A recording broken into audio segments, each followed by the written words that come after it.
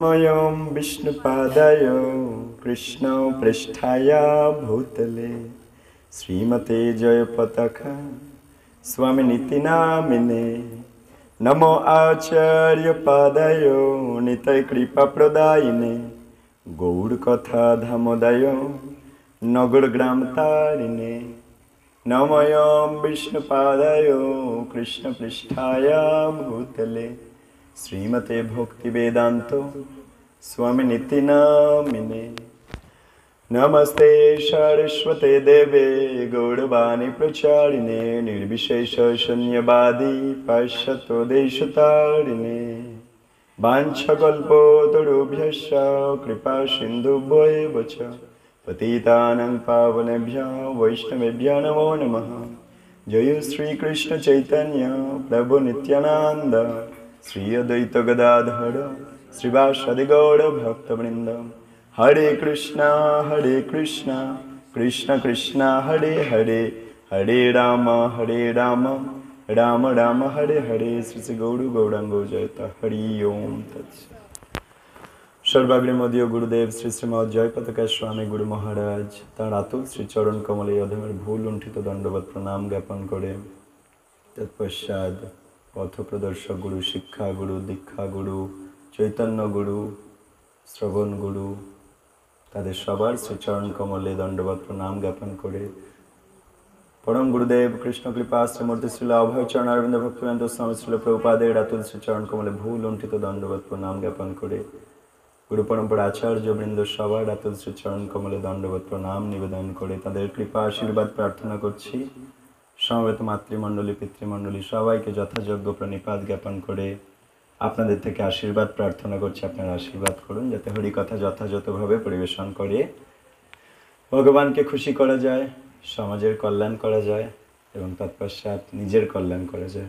हरि बोल। एखन आमरा पंचम महाजनेर उपदेश श्रवण करते बसेছি। पंचम महाजनेर लिस्टे एसेছেন श्री स्वयंभू मनु। स्वयंभू ব্যাপারটা কি? ब्रह्माजीर आरेक नाम स्वयंभू। स्वयंभू बा ब्रह्माजी मानव जाति सृष्टि करबार जन्य तार शरीर के दुटो खंडे भाग करलेन। तार शरीर थेके एकटा स्त्री एकटा पुरुष तैरी करलेन। स्त्री होच्छे शतरूपा प्रथम स्त्री ब्रह्मार तैरी प्रथम स्त्री शतरूपा एवं प्रथम मानव होच्छे स्वयंभुव मनु। बाइबले जाके बोले इदम এই যে সৃষ্টির আদির মূলে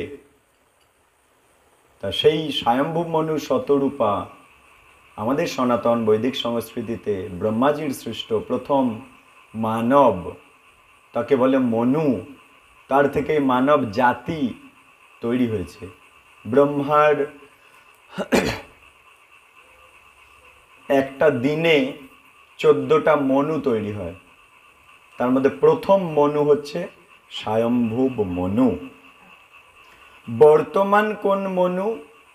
बर्तमान 7 नम्बर मनु। 14टा मनुर मध्य 7 नम्बर मनु बर्तमाने आছেন।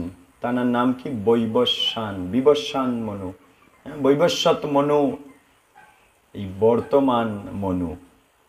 কিন্তু আমরা কোন মনুর কথা শ্রবণ করছি না? स्वयंभुव मनु, प्रथम जे मनु। और बर्तमाने सूर्यदेव विवस्वान, विवस्वानेर पिता होच्छे वैवस्वत मनु, तार छेले होच्छे आमादेर एई सूर्यदेव विवस्वान। ठीक आछे? तो बर्तमाने 7 नम्बर मनु वैवस्वत मनुर आंडारे आमरा एई मानव जाति पेये बास करछि, मानव खोलस पेये।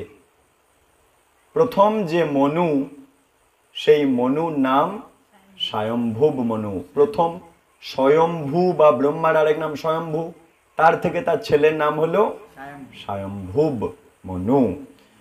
सेई स्वयंभुव मनुर एकटा काहिनी एखाने आमरा श्रवण करब, तारपर तेनार देवा उपदेश श्रवण करब। शोनो।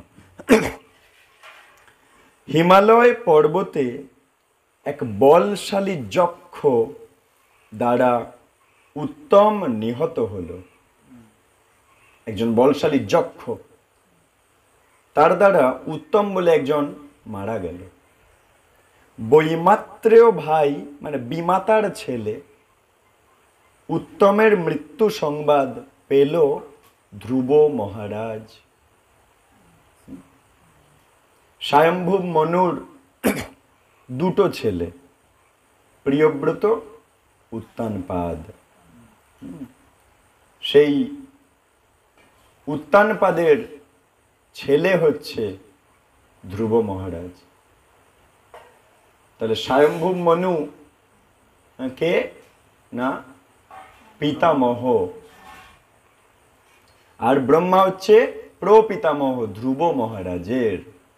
ধ্রুব চরিত্র শ্রীমদ্ ভাগবতমের ৪র্থ স্কন্ধে আছে ধ্রুব মহারাজের কাহিনী। সেই ধ্রুবর বাবার নাম উত্তানপাদ, উত্তানপাদের বাবার নাম স্বয়ম্ভুব মনু, স্বয়ম্ভুব মনুর বাবার নাম ব্রহ্মা। তাহলে ধ্রুব মহারাজের বাবা কে? উত্তানপাদ। উত্তানপাদের বাবা কে? স্বয়ম্ভুব মনু। স্বয়ম্ভুব মনুর বাবা কে? ব্রহ্মা।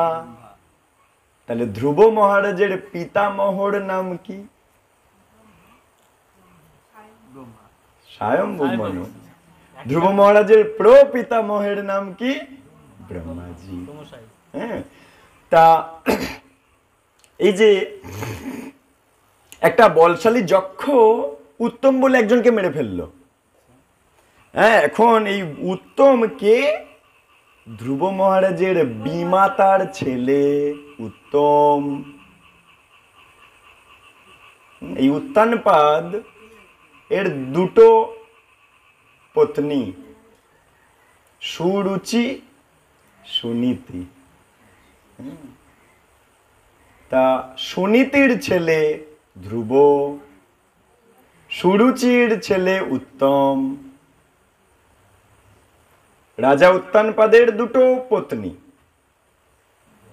সুরুচি, সুনীতি। সুনীতি কথার অর্থ কি?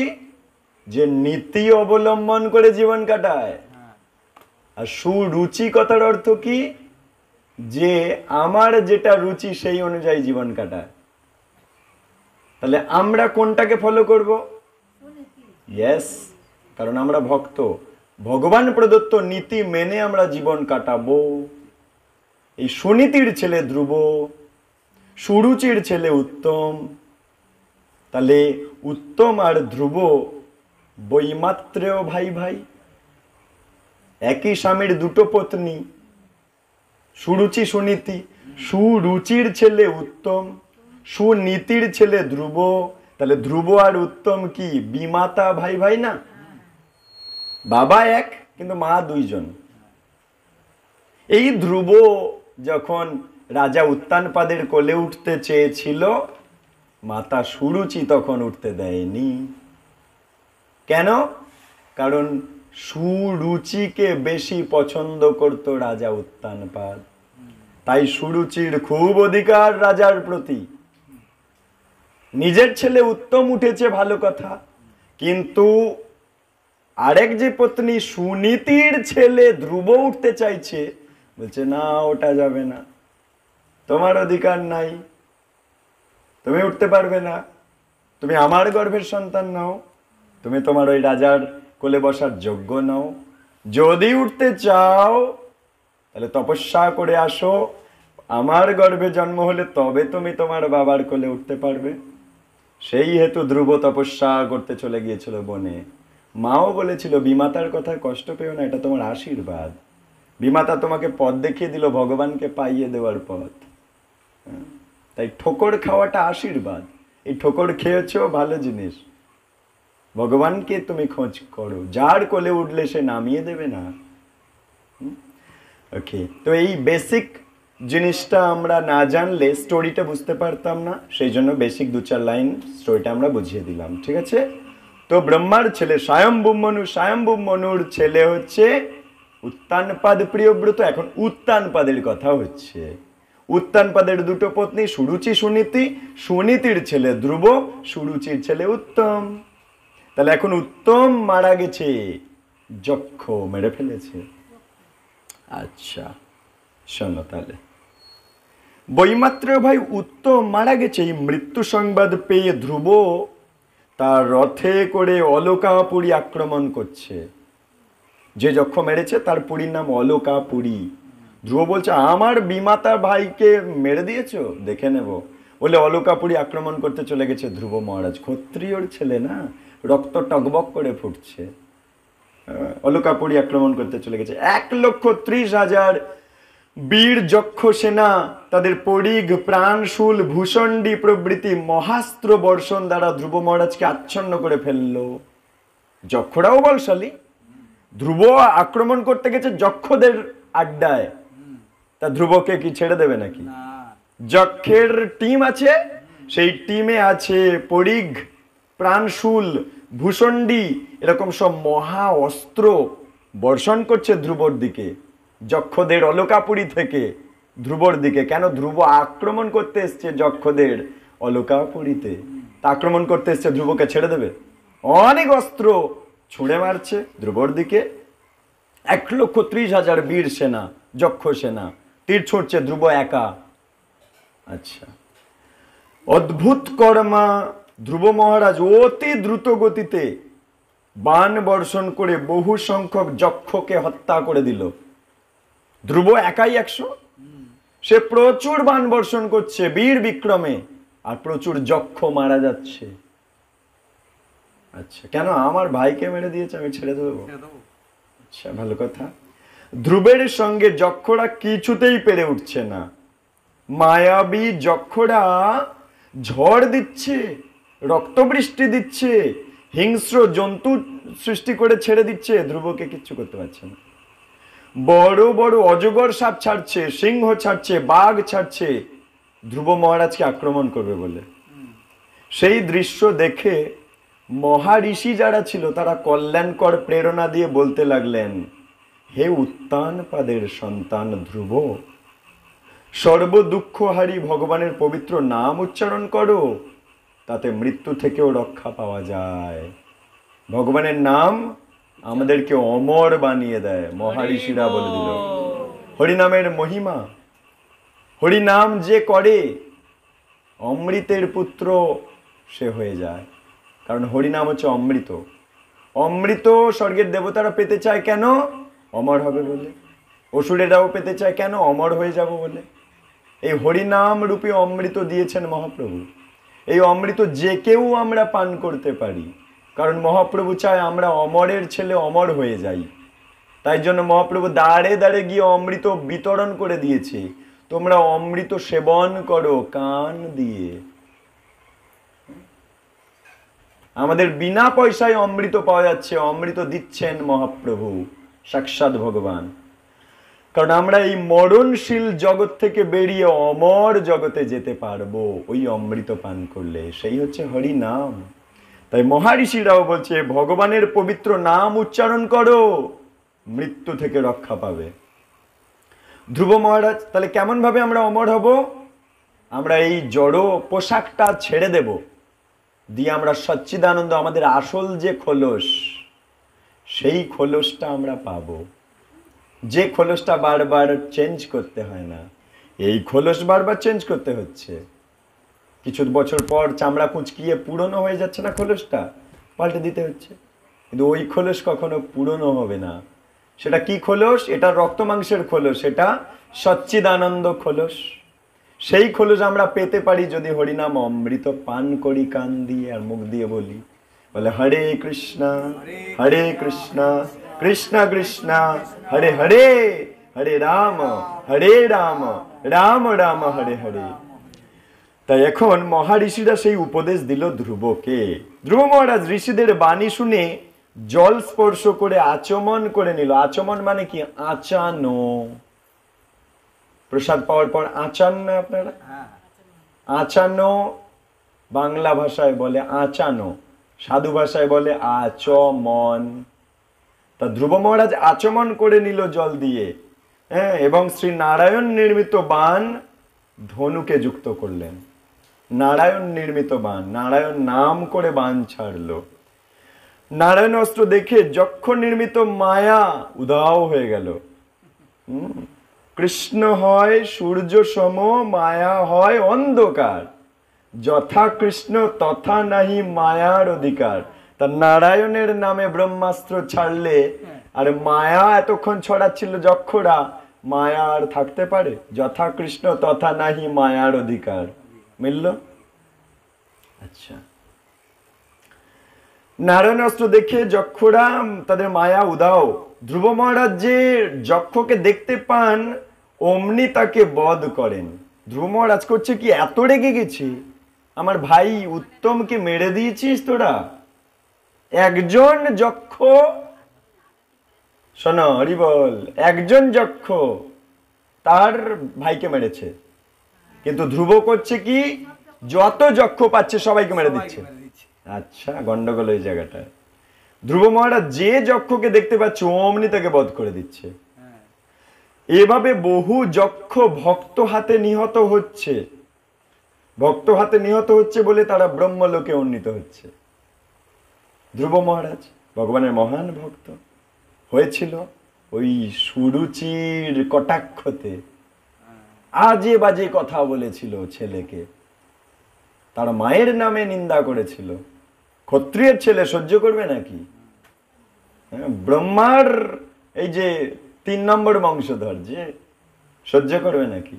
উত্তানপাদ শশাগড়া পৃথিবীর রাজা, তখন তার ছেলে সে সহ্য করবে? বিমাতা ওরম গালি দিচ্ছে মায়ের নামে, তার মায়ের নামে নিন্দা মন্দ করছে, সহ্য করেনি গিয়েছিল। তাই ভগবানকে সন্তুষ্ট করেছিল, এবং ভগবানকে সন্তুষ্ট করার সময় প্রার্থনা করছে ধ্রুব মহারাজ যে এই জগতে আমার এমন পদ লাগবে যে পদ আমার প্রপিতামহ পায়নি। ব্রহ্মলোক, আমার প্রপিতামহ থাকে ব্রহ্মলোকে, এই সৃষ্টির প্রথম জীব, সে ব্রহ্মলোকে বাস করে, কিন্তু আমি তার 4 নম্বর বংশধর। হেন ভগবান, আমি এমন পদ চাই যেটা জড় জগৎ ধ্বংস হয়ে গেলেও ধ্বংস হবে না। সেটা হচ্ছে ধ্রুবলোক। আমাদের ভূলোকের জাস্ট ওপরে আছে ভুবর লোক, ভুবর লোকের বাম হাতে আছে ধ্রুবলোক। একদম নিচে আছে পাতাল, পাতালের ডান হাতে আছে নরক লোক। চতুর্দশ ভুবন প্রভু পড়ান, সেই ভূলোকের ওপরে আছে ভুবর লোক, ভুবর লোকের বাম দিকে আছে ধ্রুবলোক। ওই ধ্রুবলোক জড় কোনো গ্রহ নয়, ওটা চিন্ময় জগতের গ্রহ। ভগবান নারায়ণ সন্তুষ্ট হয়েছে ধ্রুব মহারাজের তপস্যায়। সে কঠিন তপস্যা জানতে চাইলে শ্রীমদ্ ভাগবত 4th স্কন্ধ পড়বেন। যে প্রথম সপ্তাহে কি খেয়েছিল, তারপরের সপ্তাহে কি খেয়েছিল, তারপরের সপ্তাহে কি খেয়েছিল, তারপরের সপ্তাহে কি খেয়ে তপস্যা করেছে। তপস্যার মাত্রা ধীরে ধীরে কঠিন করেছে কিভাবে, তার পূর্ণ বর্ণনা আছে, আমি তাতে যাচ্ছি না। কিন্তু ধ্রুব মহারাজ ভগবানকে এমন সন্তুষ্ট করেছে, ধ্রুবলোক পেয়েছে, চিন্ময় গ্রহ। এই জড়জগৎ ধ্বংস হয়ে গেলেও ধ্রুব গ্রহটা ধ্বংস হবে না। তাহলে ব্রহ্মার চেয়েও উন্নত পদ পেল, হ্যাঁ কি না? ব্রহ্মা তো অনিত্য জগতে শাসন করছে, আর ধ্রুব নিত্য গ্রহ পেয়েছে, তাতে শাসন করছে। ওকে, তো এভাবে বহু যক্ষ ভক্ত হাতে নিহত হচ্ছে, সেই জন্য ব্রহ্মলোকে চলে যাচ্ছে যক্ষগুলো, যারা মারা যাচ্ছে। ব্রহ্মার পুত্র স্বয়ম্ভুব মনু। তাহলে আরেকবার বংশ তালিকাটা বলে দিই। ব্রহ্মার ছেলে স্বয়ম্ভুব শতরূপা, 2 স্বামী স্ত্রী। এই স্বয়ম্ভুবের ছেলে হচ্ছে উত্তানপাদ আর প্রিয়ব্রত। প্রিয়ব্রতকে ভুলে যাও, উত্তানপাদের ছেলে হচ্ছে ধ্রুব আর উত্তম, 2 পত্নী। তাহলে ব্রহ্মার ছেলে স্বয়ম্ভুব মনু, স্বয়ম্ভুব মনুর ছেলে উত্তানপাদ, উত্তানপাদের ছেলে হচ্ছে ধ্রুব আর উত্তম, 2 পত্নীর 2 সন্তান। ঠিক আছে? তো এই উত্তম যক্ষের হাতে মারা গেছে বলে ধ্রুব রেগে গেছে। তাই বলছে ব্রহ্মার পুত্র স্বয়ম্ভুব মনু দেখছে আমার নাতি, কারণ স্বয়ম্ভুবের ছেলে উত্তানপাদ, উত্তানপাদের ছেলে ধ্রুব, তা স্বয়ম্ভুবের নাতি না ধ্রুব? স্বয়ম্ভুব দেখছে আমার নাতি কি করছে না, তার পৌত্র বা মানে নাতি ধ্রুব এমন অনেক যক্ষদেরকে বধ করছে যারা প্রকৃতপক্ষে অপরাধী নয়। তাদেরকে মেরে দিচ্ছে রাগের বশত। তখন তিনি এসে ধ্রুব মহারাজকে কিছু উপদেশ দিচ্ছে, নাতিকে উপদেশ দিচ্ছে, দাদু ঠাকুর দাদা আর কি, সেই স্বয়ম্ভূ মনুরূপী ঠাকুর দাদা তার নাতি বা পৌত্র ধ্রুব মহারাজকে কি উপদেশ দিল, এখন আমরা প্রবেশ করব। হে বৎস, যুদ্ধ বন্ধ করো, অর্থাৎ হে নাতি বা হে পৌত্র, যুদ্ধ বন্ধ করো ইমিডিয়েট। প্রকৃতপক্ষে যারা অপরাধী নয় সেই সমস্ত যক্ষদের হত্যা করে এখন তুমি তোমার ক্রোধের সীমা লঙ্ঘন করছো। যারা অপরাধী নয় তাদের মারছো কেন তুমি? অনর্থক রাগ করা সমীচীন নয়।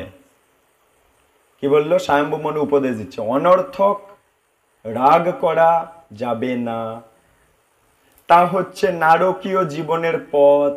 কি বললো? অনর্থক রাগারাগি যারা করছে তাদের জন্য সাবধান বাণী করছে স্বয়ম্ভূ মনু। বলল কি, এই অনর্থক রাগারাগি করা নরকে নিয়ে যাবে তোমাকে। তাহলে আর অনর্থক রাগারাগি কে কে করতে চান? হাত তুলুন। আচ্ছা, আমি বলছি না, ওখানে স্বয়ম্ভূ মনু বলছে, তুমি যে নির্দোষ যক্ষদের বধ করছো, মহাজনরা তো এমন কার্য করতে বলেনি, এবং তা আমাদের পরিবারের উপযুক্ত কর্মও নয়। তুমি কোন বংশের ছেলে ভুলে যাচ্ছ? হ্যাঁ, নিরপরাধ যক্ষদের মারছ কেন তুমি? কারণ ধর্ম অধর্মের নিয়ম সম্বন্ধে তোমার জানা উচিত। এখন তুমি যেটা করছো সেটা অধর্মের দিকে চলে যাচ্ছে, তাই আমি আটকাতে এসেছি। ঠাকুর দাদা হয়ে আমি তো দেখতে পারি না বাড়ির নাতি খারাপ কাজ করছে, অধর্ম করছে। একইভাবে বাড়ির নাতি পুতি যদি খারাপ কাজ করে, ঠাকুর দাদা ঠাকুমার কর্তব্য তাদেরকে আটকানো। যক্ষের হাতে তোমার ভাইয়ের মৃত্যুতে তুমি অত্যন্ত মর্মাহত হয়েছ ঠিক, কিন্তু তুমি বিবেচনা করে একবার দেখো, মাত্র একজন যক্ষ তোমার ভাই উত্তমকে মেরেছে। সেই একজনের অপরাধে তুমি অসংখ্য জন নির্দোষ যক্ষকে কেন মারছ? একটা পশু মনে করে অন্য আরেকটা পশুর দেহ হচ্ছে তার খাদ্য। বলছে, এবার উপদেশ দিচ্ছে, একটা পশু মনে করে অন্য পশুর দেহটা আমার খাদ্য। এখানে বিরাট বড় শিক্ষা দিয়ে দিল। হ্যাঁ, শব্দ তরঙ্গ কত দূর যাচ্ছে? অনেক দূর। ও বলছে, একটা পশু অন্য কোনো পশুর দেহটাকে নিজের খাদ্য বলে মনে করে। বেশি ভাঙার দরকার নেই, ইশারা হি কাফি হতা হ্যায় সমঝদার আদমি কো। স্বয়ম্ভূ মনু বলছে, একটা পশু মনে করে অন্য আর একটা পশুর দেহ আমার খাদ্য। যে মনে করে সে তাহলে কি? একটা পশু। আচ্ছা, সেজন্য দেহাত্ম বুদ্ধিতে প্রবৃত্ত হয়ে এক পশু অন্য পশুকে আক্রমণ করে। আচ্ছা, কিন্তু একজন মানুষের, বিশেষ করে ভগবানের ভক্তের পক্ষে এই আচরণ সমীচীন নয়। যে পশু, সে অপর একটা পশুর দেহ খেতে পারে, কিন্তু বিশেষ করে কৃষ্ণ ভক্তদের এসব চলবে না, চলবে না, চলবে না। স্বয়ম্ভূ মনু বলছে, আমি বলছি না, আমাকে ধরবেন না। এখন তার পরের লাইনে বলছে, অনর্থক জীব হত্যা উচিত নয়। ভগবানের বৈকুণ্ঠ ধাম লাভ করা অত্যন্ত কঠিন, কিন্তু তুমি এত ভাগ্যবান যে সর্বজীবের পরমাশ্রয় শ্রী ভগবানের আরাধনা করে সেইরকম একটা ধাম ইতিমধ্যে পেয়ে গেছো। আমি অলরেডি বলেছি, ধ্রুবলোক পেয়েছে ধ্রুব মহারাজ তপস্যা করে। এখন ওই স্বয়ম্ভূ মনু ঠাকুর দাদা বলছে নাতিকে, বৈকুণ্ঠ ধাম পাওয়া বাজারের পটল আলু না যে কিনে নেব, কিন্তু তুমি অলরেডি বৈকুণ্ঠ ধামের একটা গ্রহ পেয়ে গেছো। সেই কাহিনী আমি বলেছি। আচ্ছা, তুমি শুদ্ধ ভক্ত, তাই ভগবান সর্বদা তোমার কথা চিন্তা করে। অন্যান্য ভক্তরা তোমাকে শ্রদ্ধা করে। ধ্রুব মহারাজকে তার ঠাকুর দাদা বলছে, অন্যান্য ভক্তরা তোমাকে শ্রদ্ধা করে, তোমার পক্ষে এরকম নিন্দনীয় কার্য শোভা পায় না। অপরের দেহ হত্যা করা এই কার্য, তুমি কৃষ্ণ ভক্ত, তুমি অলরেডি কৃষ্ণ ধামের একটা খণ্ড পেয়ে আছো, তাই তোমার ক্ষেত্রে এটা মানায় না, তাই কৃষ্ণ ভক্তদের ওগুলো মানাবে না। সেই ভক্তের প্রতি ভগবান, এবারে স্বয়ম্ভু মনু বলছে খুবই গুরুত্বপূর্ণ শিক্ষা, বলছে সেই ভক্তের প্রতি ভগবান অত্যন্ত খুশি হয়, 1 নম্বর, যিনি মূর্খ লোকদের আচরণে ধৈর্য ধরে সয়ে থাকেন।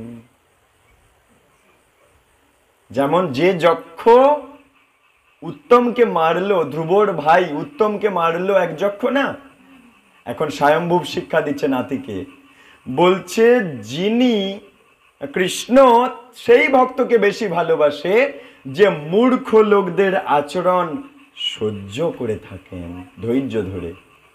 2 নম্বর, কৃষ্ণ সেই ভক্তদেরকে বেশি ভালোবাসে যিনি অজ্ঞান লোকদের প্রতি কৃপা প্রদর্শন করেন যাতে তারা ভক্তির স্তরে আসতে পারে। তাহলে কি 1 নম্বর পয়েন্ট, কৃষ্ণ সেই ভক্তদেরকে বেশি পছন্দ করে যারা মূর্খ লোকদের আচরণ ধৈর্য ধরে সহ্য করে, কিন্তু মূর্খদের উপর অত্যাচার করে না। মূর্খরা অনেক কিছু বলবে, সহ্য করছে, উল্টিয়ে প্রতিশোধ নিচ্ছে না, সেই ভক্তকে কৃষ্ণ বেশি পছন্দ করে, 1 নম্বর পয়েন্ট। 2 নম্বর পয়েন্ট বলছে কি, যিনি অজ্ঞান লোকদেরকে কৃপা করে ভক্তির পথ দেখিয়ে দেয়, কৃষ্ণ সেই ভক্তকে বেশি পছন্দ করে, যেমন আমাদের প্রভুজি করছেন। অজ্ঞান লোকদের ভগবানের ভক্তি জীবনের পথ পাইয়ে দেওয়ার ব্যবস্থা করছে, কৃষ্ণ সেই ভক্তকে বেশি পছন্দ করে। 2 নম্বর পয়েন্ট, আমি বলছি না, স্বয়ম্ভু মনু বলছে।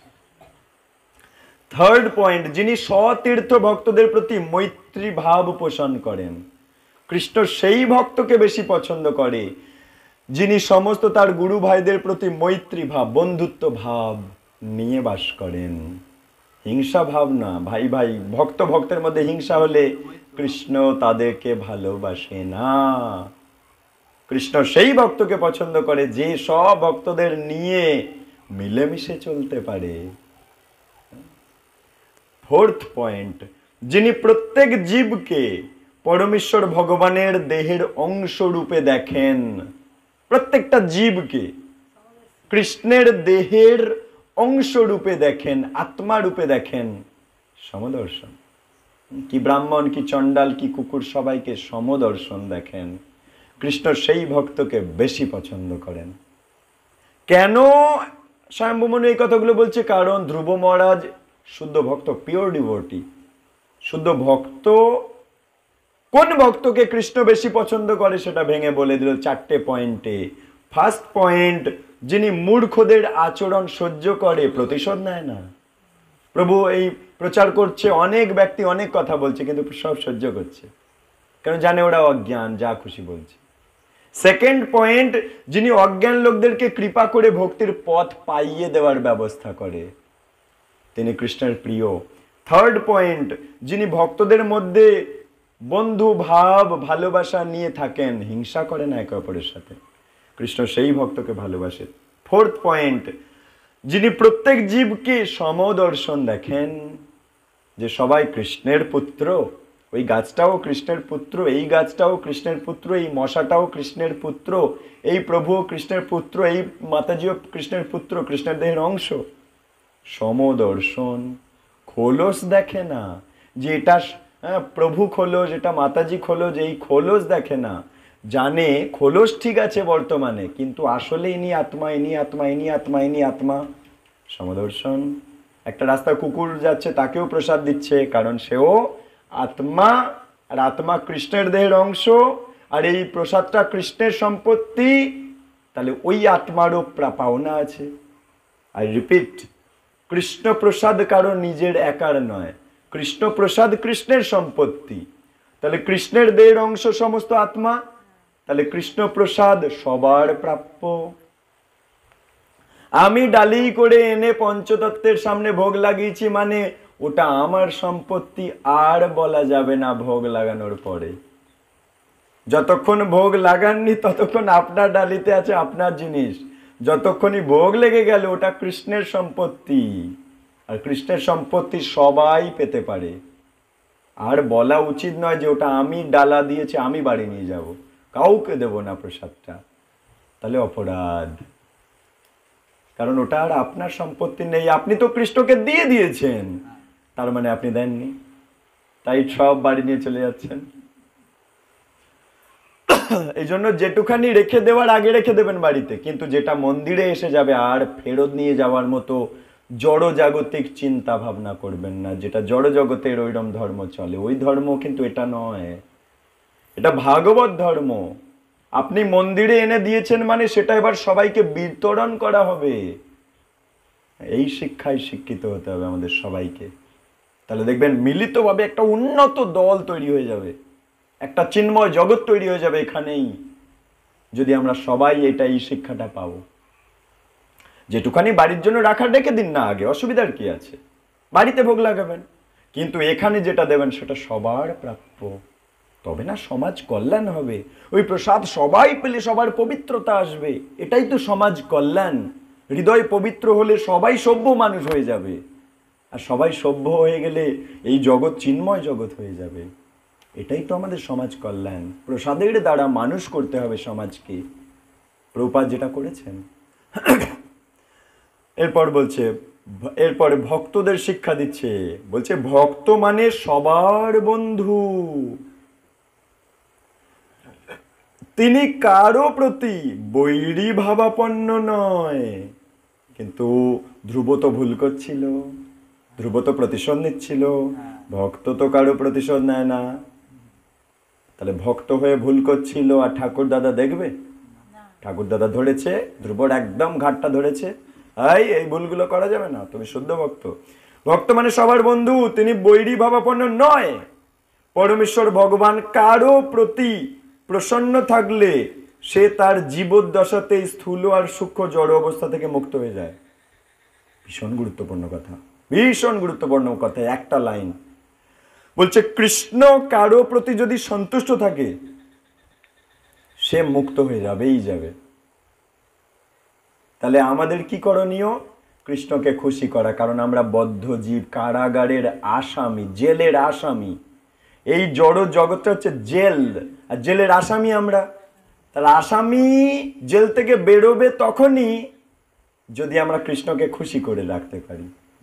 তাই স্বয়ম্ভু মনু বলল, ভগবান যার প্রতি সন্তুষ্ট, যার আচরণ, যার চালচলন, কথাবার্তা, চিন্তা ভাবনা, সেবাযোগ্য সবকিছুর প্রতি কৃষ্ণ যে জীবের প্রতি সন্তুষ্ট সে বেরিয়ে যাবে। কেন? কৃষ্ণের হাতে চাবি, এই জেলের চাবি কৃষ্ণের হাতে, আমরা কারাগারের আসামি, চাবি কৃষ্ণের হাতে। তা কৃষ্ণকে খুশি করতে হবে না কাকে খুশি করবেন? জেল থেকে বেরোতে চাইলে চাবি যার হাতে তাকে খুশি করতে হবে তো। তাই বলছে এভাবে সে জড়া প্রকৃতির সমস্ত গুণ থেকে মুক্ত হয়ে চিন্ময় আনন্দের ধাম উপভোগ করবে। পঞ্চ মহাভূত থেকে জড় জগৎ তৈরি হয়েছে, ক্ষিতি, অপ, তেজ, মরুদ, বোম। এই পাঁচটা সম্বন্ধে এক লাইন বলবো। ক্ষিতি মানে কি? মাটি। মাটি যেমন এই নিচে আছে, আবার মাটি উড়ছেও কিন্তু ধুলোবালি রূপে। ক্ষিতি সর্ব জায়গাতেই আছে, এমন কোনো জায়গা মায়েরা বলতে পারবে না যে, বলতে পারবে কি যে আমার বাড়িতে ধুলো হয় না? সব জায়গায় ধুলো হয়। এই চেয়ারটা দুদিন রেখে দিন, এর উপর ক্ষিতি পড়বে। তা কেন? ক্ষিতি তো নিচে আছে, উপরে এলো কি করে? ক্ষিতি সর্বত্র বিরাজমান, ক্ষিতি বিরাজমান।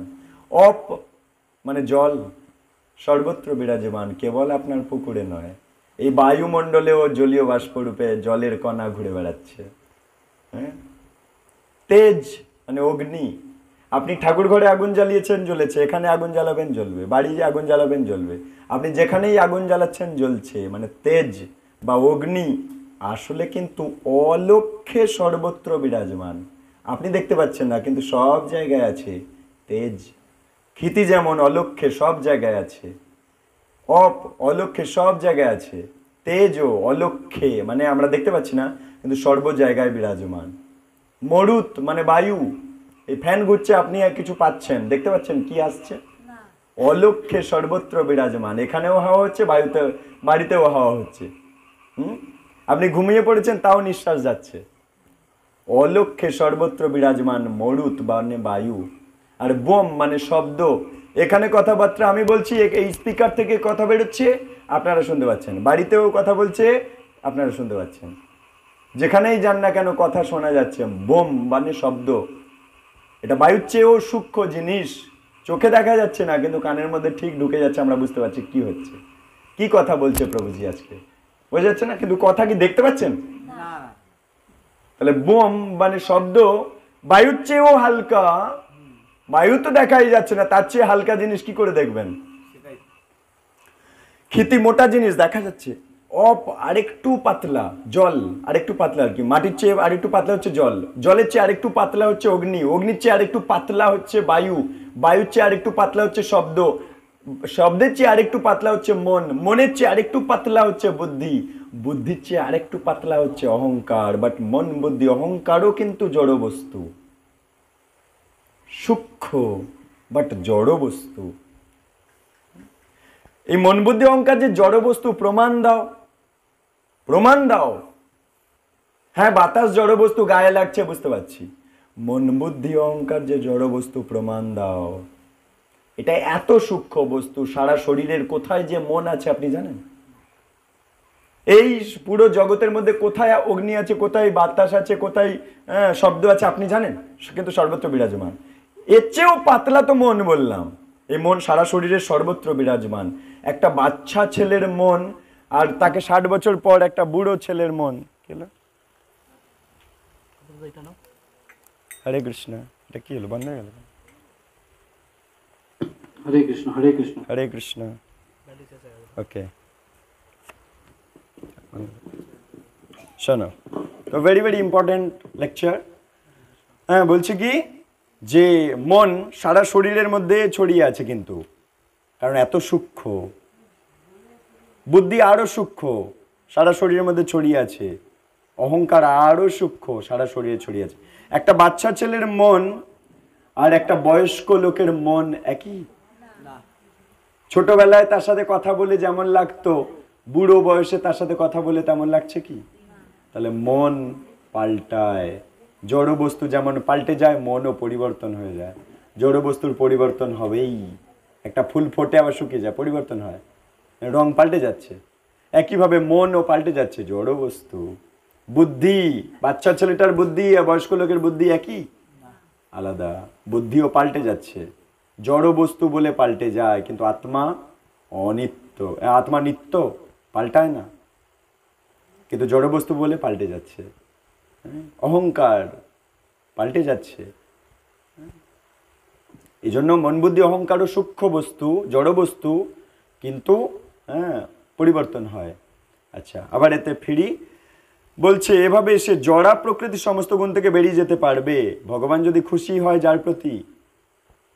এখন আগে বললো ভগবান কার প্রতি খুশি হয়, 4টে পয়েন্ট বলেছিল। হ্যাঁ, 1 নম্বর পয়েন্টে যে মূর্খদের আচরণ সহ্য করে, 2 নম্বর যিনি অজ্ঞান লোকদের ভক্তির পথ দেখিয়ে দেয়, 3 নম্বর যিনি ভক্তদের মধ্যে বন্ধুত্বের ভাব নিয়ে বাস করে, 4 নম্বর যিনি প্রত্যেক জীবকে ভগবানের দেহের অংশ রূপে সবাইকে কৃপা করে, সমদর্শী। হ্যাঁ, কৃষ্ণ তাদেরকে পছন্দ করে, আর কৃষ্ণ যাই এই 4 ব্যক্তির প্রতি সন্তুষ্ট হয়। এখন বলছে এভাবে সে জড়া প্রকৃতির গুণ থেকে বেরিয়ে যায়। হ্যাঁ, পঞ্চ মহাভূত থেকে জড় জগতের সৃষ্টি। এরপর বলছে, শোনো, খুব গুরুত্বপূর্ণ কথা বলছে, সেই পঞ্চভূত ক্ষিতিয়ব তেজমরুদ্ভম, পঞ্চভূত স্ত্রী দেহ আর পুরুষ দেহ পরিণত করেছে। পঞ্চভূত দিয়ে স্ত্রী দেহ তৈরি, আবার পঞ্চভূত দিয়ে পুরুষ দেহ তৈরি। সেই পঞ্চভূত দিয়েই তৈরি। যেমন এই ইট কাঠ বালি দিয়ে মন্দির তৈরি, আবার ইট কাঠ বালি দিয়ে ব্রিজ তৈরি হচ্ছে, তাই না? একই জিনিস। এই পঞ্চভূত দিয়ে স্ত্রী দেহ তৈরি, আবার পুরুষ দেহ তৈরি। এবার বলছে স্ত্রী আর পুরুষের মিলনে এই সংসারে অন্যান্য স্ত্রী পুরুষের তৈরি হচ্ছে। হে ধ্রুব, তোমার ভাইয়ের জড়দেহের মৃত্যুর জন্য প্রকৃতপক্ষে যক্ষরা দোষী নয়। বলছে তোমার ভাইয়ের ওই জড় পঞ্চভূতের খোলসটা তো মরেছে, তোমার ভাই উত্তমের আত্মা তো মরেনি। তাহলে প্রকৃতপক্ষে খোলস নষ্ট করেছে বলে তুমি এত বিচলিত হচ্ছ কেন? তাই ওরা দোষী নয়, তার জড়া প্রকৃতির কাজ সৃষ্টি করা আবার ভেঙে দেওয়া। ভগবানের অনেক রকমের শক্তি আছে, তারাই অনেক রকমের সূক্ষ্ম আর স্থূল রূপে কাজ করছে। এই সমস্ত পঞ্চভূতের শরীরের সঙ্গে সম্বন্ধ ক্ষণিকের, কয়েকটা বছরের। এরপর শোনো, বিনাশ হয় না বা কেউ তাকে হত্যা করতে বলছে। আত্মাকে, আত্মার বিনাশ হয় না, আত্মাকে কেউ হত্যা করতে পারে না। ভগবানের মায়া জড়া শক্তির দ্বারা সৃষ্টি স্থিতি প্রলয় হচ্ছে। এটা মায়া, এই খোলসটা তৈরি হচ্ছে আবার নষ্ট হয়ে যাচ্ছে। একটা ফুল ফুটছে আবার শুকিয়ে ঝরে নষ্ট হয়ে যাচ্ছে। এটা মায়ার জগৎ। হ্যাঁ, ইলিউশনেশন, হ্যালুসিনেশন হচ্ছে, একটা ইলিউশন, একটা কৃত্রিম নকল, একটা অনিত্য বস্তুকে যেন মনে হচ্ছে নিত্য। এটাই মায়া, এটাই ভগবানের মায়া। এটা বলছে হে ধ্রুব। হ্যাঁ, যেমন একটা স্ত্রী পুরুষের দেহ থেকে একটা সন্তান দেহ তৈরি হলো, তাহলে প্রকৃতিতে ওই সন্তান দেহটা তৈরি হলো, আবার প্রকৃতি চাইলে ওই বাচ্চাটাকে মা বাবার সামনে থেকেই উদাও করে দিচ্ছে, মারা যাচ্ছে। তাহলে কি অনিত্য না? এই খোলসটা অনিত্য ছিল, সৃষ্টি হয়েছে আবার চলেও গেল, উদাও হয়ে গেল। গ্রামের লোকজন নিয়ে বাচ্চাটাকে পুড়িয়ে দিল বাবা মার সামনে। তা অনিত্য জগৎ না? খেলনা বাটি খেলা না আসলে এটা? এবং কেমন খেলনা বাটি খেলা দেখো, ভগবানের দর্শনের দ্বারা ভগবান সৃষ্টি করতে পারে। হ্যাঁ, আর খেলনা বাটি রূপী এই পুরুষ স্ত্রী দেহ, এর মধ্যে একটা খেলনা বাটির অংশ রেখেছে উপস্থ অঙ্গ, সেটার দ্বারা আমরা ভগবানের সন্তান হয়ে আমরাও সৃষ্টি কার্য করতে পারছি। কিন্তু ভগবান তার চোখ, কান, নাক, তার সমস্ত অঙ্গ দিয়ে সব করতে পারে, কিন্তু আমরা আমাদের ওই উপস্থ অঙ্গ দিয়েই কেবল সৃষ্টি কার্য করতে পারছি। তাহলে এটা খেলনা বাটি একটা নকল খেলনা নয়? ভগবানের ছেলে হয়ে আমরা একটা নকল আজ পুতুল। হ্যাঁ, কিন্তু আমাদের আসল সচ্চিদানন্দ দেহ আমরা পেতে পারি ভক্তির দ্বারা। হে ধ্রুব, পরমেশ্বর ভগবান কিন্তু এই জড়া প্রকৃতির গুণের দ্বারা কলুষ হয় না। ভগবান যখন প্রেরণা দেয় তখন অন্য অনেক কারণ কার্য উৎপন্ন হয়। ভগবান চায় আর সব তৈরি হতে থাকে, তার ফলে সমগ্র ব্রহ্মাণ্ড তৈরি হচ্ছে, পরিচালিত হচ্ছে, ধ্বংস হচ্ছে। ভগবান সমস্ত জড়া প্রকৃতির ক্রিয়া প্রতিক্রিয়ার অতীত, অর্থাৎ ভগবান এইগুলো চালনা করছে ঠিকই, কিন্তু উনি আসক্ত নয় এগুলোতে। হে ধ্রুব, তুমি জানবে, জেনে রাখো, কাল রূপে মানে সময় রূপে পরমেশ্বর ভগবান জড়জগতের সব জায়গায় বিদ্যমান। আপনার বাড়িতে ঘড়ি চলবে, টাইম আসবে, এখানে টাইম আসবে, একই তো। আপনার বাড়িতে সন্ধ্যা হবে, এখানেও সন্ধ্যা হবে। কাল রূপে সর্বত্র বিরাজমান। আমেরিকাতেও সন্ধ্যা হচ্ছে, আমাদেরও সন্ধ্যা হচ্ছে। কাল রূপে সর্বত্র বিরাজমান। এই কাল ভগবানের দূত। আসলে এই ভগবানের দূত আমাকে নিতে এসেছে। আসলে ভালো করে বুঝবেন, এই সময়কে যদি আমরা মনে করি নদীর প্রবাহ, একটা নদীর প্রবাহের যেদিকে প্রবাহ সেই দিকে যাওয়া সোজা না উল্টো দিকে যাওয়া সোজা? এই সময়ই হচ্ছে ভগবানের প্রতিনিধি। এই প্রবাহটা গোলক বৃন্দাবনে যাচ্ছে। হ্যাঁ, এই প্রবাহে যদি আমি গা ভাসিয়ে দিই, আমিও গোলক বৃন্দাবনে যেতে পারবো। এই সময় আমাকে নিতে এসেছে, আমার আত্মাকে নিয়ে যেতে এসেছে। কেন? ও কৃষ্ণের প্রতিনিধি, তাই আমিও যদি কৃষ্ণ কৃষ্ণ করব, তাহলে ও আমাকে ওর ওই নৌকায় তুলে নিয়ে চলে যাবে গোলক বৃন্দাবন। বলে নিতাই গৌর প্রেমানন্দ। ঠিক আছে? বা এই যে হরি নাম রূপী শব্দ তরঙ্গ, হরে আর কৃষ্ণ, রাধা কৃষ্ণ শব্দের রূপ নিয়েছে, রাধা কৃষ্ণ গ্রন্থের রূপ নিয়েছে। তাই শ্রী ভগবান উবাচ, শ্রী রাধে আর ভগবান।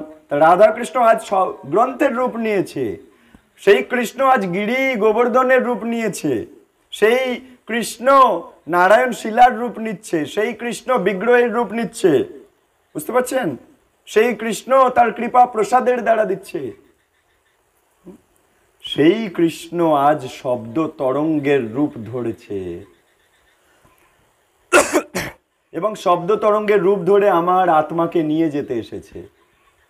আমি যদি সেই শব্দ তরঙ্গকে আশ্রয় করব, ওই শব্দ তরঙ্গ আমার আত্মাকে নিয়ে চলে যাবে গোলক বৃন্দাবন। এই জন্য হরিনাম শব্দ তরঙ্গকে আশ্রয় করুন। বাড়িতে টেপ রেকর্ডার লাগিয়ে দিন, সবসময় হরে কৃষ্ণ হোক।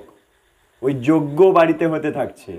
আপনি কত ব্রাহ্মণ ডাকবেন, কত কিলো কিলো ঘি কিনবেন যজ্ঞ করবার জন্য, কত মন মন কাঠ কিনবেন যজ্ঞ করবার জন্য, কিন্তু বাড়িতে একটা মন্ত্র বক্স, ছোট্ট এইটুখানি স্পিকার কিনে বোর্ডে লাগিয়ে দিন, দিন রাত হরিনাম চলুক, হরে কৃষ্ণ চলুক। যজ্ঞ আপনার গৃহে চলতে থাকছে, নিরন্তর মহাযজ্ঞ। কৃষ্ণ ভক্ত বড় চতুর, খুব শিয়ানা। হ্যাঁ, তাই ওই যজ্ঞ ব্রাহ্মণ ডাকার দরকার নেই, একটা মন্ত্র বক্স কিনে লাগিয়ে দাও, যজ্ঞ চলছে। এই শব্দ তরঙ্গ সবাইকে পবিত্র করবে, বাড়ির সবাইকে। ঘর মুচ্ছ, শব্দ তরঙ্গ কানে যাচ্ছে, ধর্ম আর কর্ম একসাথে হয়ে যাচ্ছে। হ্যাঁ কিনা? বুদ্ধিমান হওয়ার চেষ্টা করো। হাতে কর্ম করছো, ঘর মুচ্ছ ভোরবেলা, এদিকে স্পিকারে ওটা ছেড়ে দিয়েছো, তাহলে কানে যাচ্ছে হরিনাম, ধর্ম হচ্ছে, হাতে নাতে কর্ম হচ্ছে। শুধু কর্ম করলে, ধর্ম না করলে বেরোতে পারবেন না। শুধু ধর্ম নিয়ে পড়ে থাকলে, কর্ম না করলে পেটের রুজি রোজগার হবে না। ধর্ম আর কর্ম দুটো ব্যালেন্স করে চলতে হবে, তা বুদ্ধিমান হতে হবে। হ্যাঁ, বা মুখে বলুন আর করুন, সমস্ত কর্ম করুন। ঠিক আছে? হে ধ্রুব, তুমি জানবে কাল রূপে ভগবান এই জড়জগতের সব জায়গায় বিদ্যমান, সবার প্রতি সমভাবাপন্ন। আর 12 মিনিট নেব, 9:30, 8:30 থেকে 9:30। ঠিক আছে? 1 ঘন্টা। কেউই তার শত্রু বা মিত্র নয়। ভগবানের কেউ শত্রু নয়, ভগবানের কেউ মিত্র নয়। কালের অধীনে সকলেই তাদের নিজ নিজ কর্মফল অনুসারে সুখ অথবা দুঃখ ভোগ করছে। কালের অনুসারে আমরা সুখ পাচ্ছি বা দুঃখ পাচ্ছি, আমাদের নিজের নিজের কর্ম অনুযায়ী। আমরা যেমন কর্ম করে রেখেছি, মনে করুন আপনি দুধেশ্বর ধান বসিয়েছেন, তাহলে এই বর্ষা চলে গেলে দুধেশ্বর ধান পাবেন। হ্যাঁ কিনা? আপনি এমনি মরিশালি চাল বসিয়েছেন, তাহলে মরিশালি ওই চাল পাবেন না, মরিশালি ধানের গাছ বসিয়েছেন, মরিশালি পাবেন। ঠিক তেমনি যে কর্মের বীজ আমরা বুনবো, ঠিক নির্দিষ্ট সময় পরে সেই ফসল আমরা উঠাবো। পাপের বীজ বুনবো, রোগ শোক দুঃখ এইসব ফসল তুলতে হবে।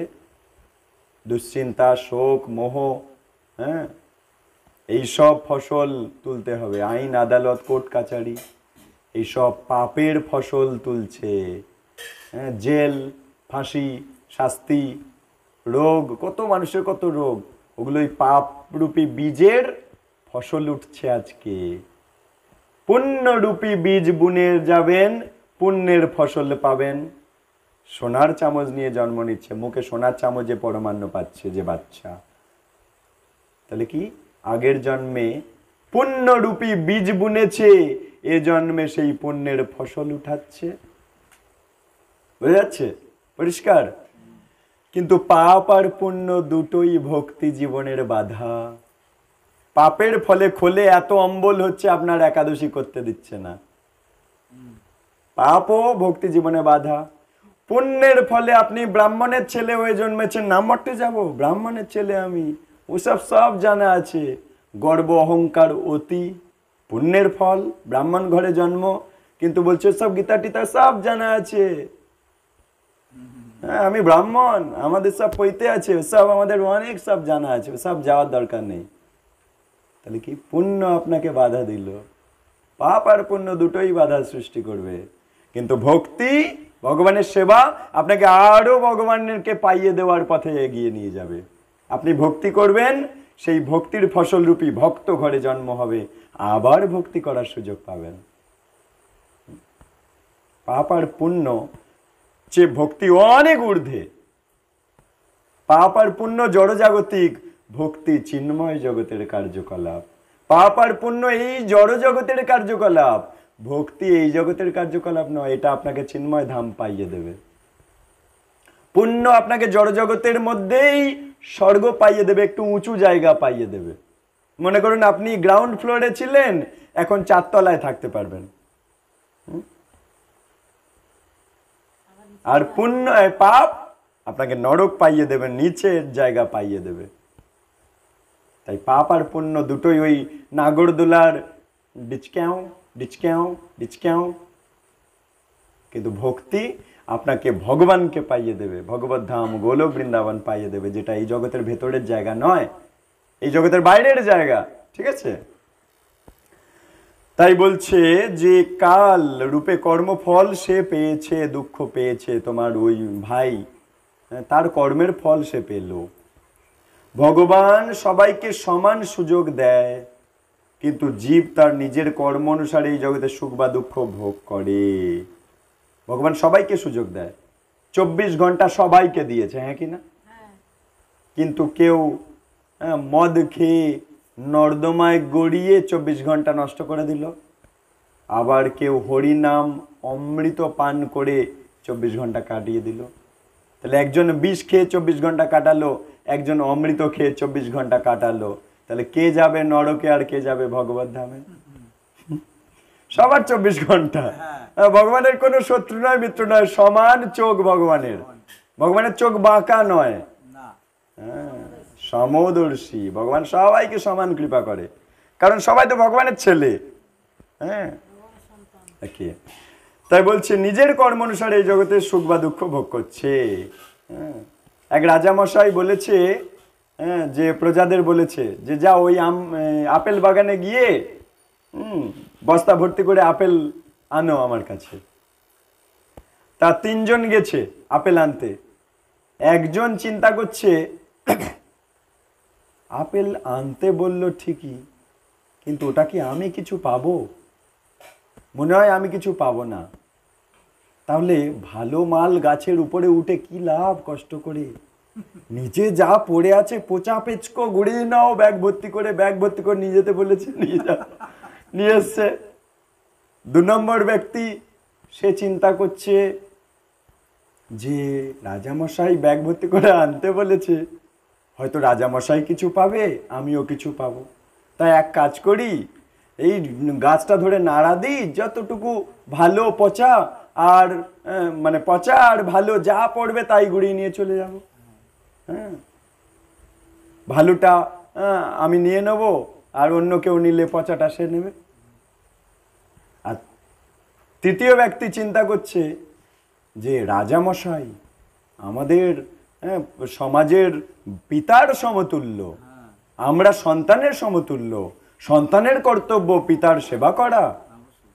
তাই রাজামশাই আপেল নিয়ে যেতে বলেছে, রাজামশাইয়ের সেবায় লাগুক। তাই আমি ওই রকম নিচ থেকে পচা পেচকো গুড়াবো না, গাছ নাড়া দিয়ে পচা আর ভালো মিশিয়ে নেব না, আমি গাছে উঠবো, উঠে সুন্দর সুন্দর ফল আমি বাছাই করে নেব রাজার সেবার জন্য।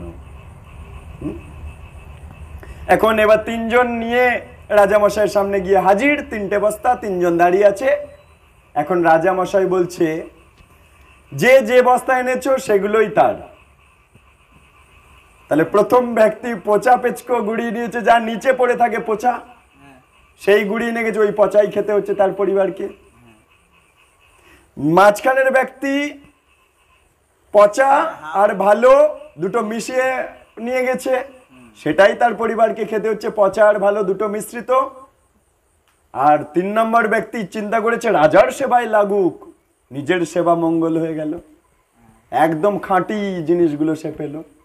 তাহলে এখানে কি রাজার দোষ? নিজের কর্মফল নিজে পেল, হ্যাঁ কিনা?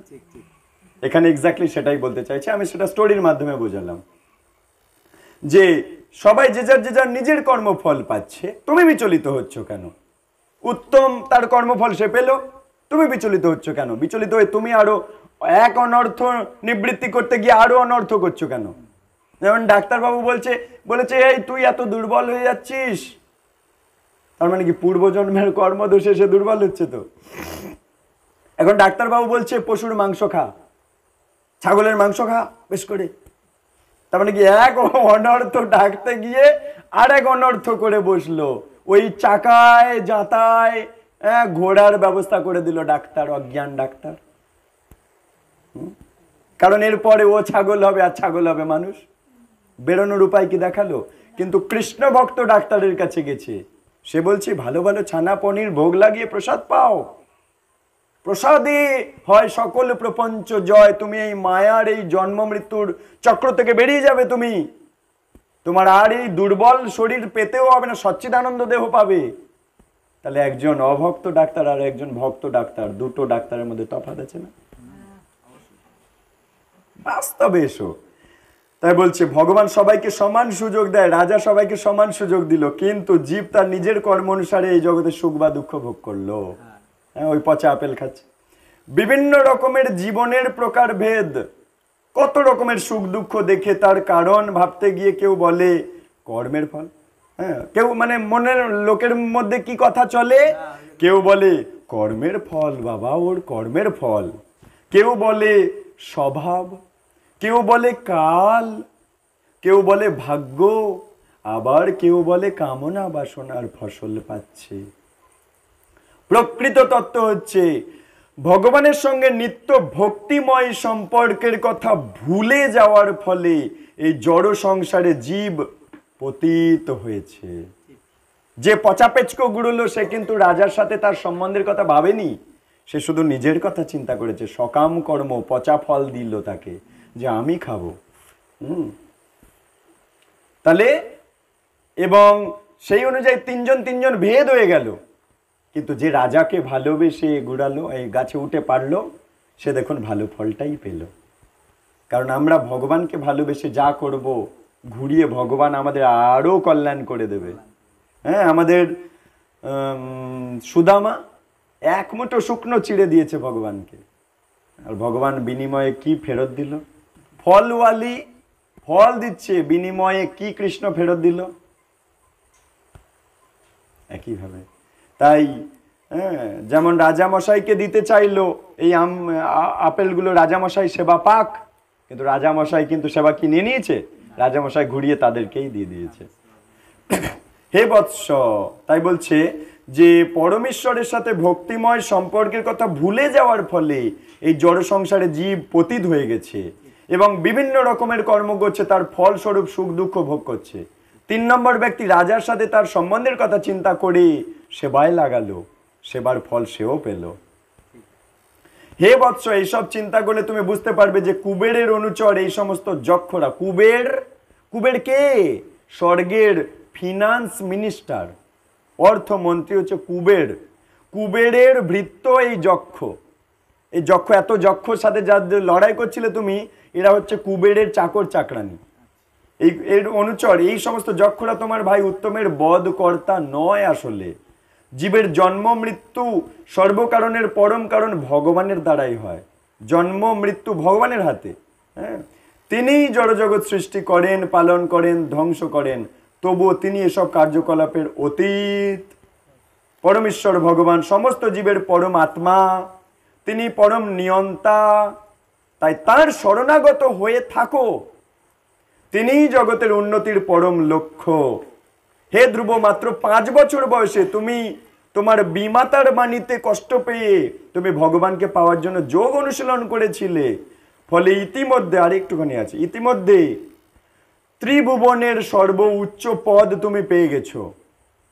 এখন সর্বদা তোমার মন হরি চেতনায় থাকা উচিত। হ্যাঁ, আমরা ভগবানের কৃপায় মানুষ দেহ পেয়েছি, যেমন ধ্রুব ভগবানের কৃপায় ধ্রুবলোক পেয়েছে। তাই বলছে কি তোমার ভগবানের কথা সবসময় স্মরণে রাখা উচিত। একইভাবে আমরা ভগবানের কৃপায় আজ মানুষ দেহ পেয়েছি। আমি ফড়িং নই, পিঁপড়ে নই, টিকটিকি নই, মানুষ। কার কৃপায় মানুষ দেহ পেলাম?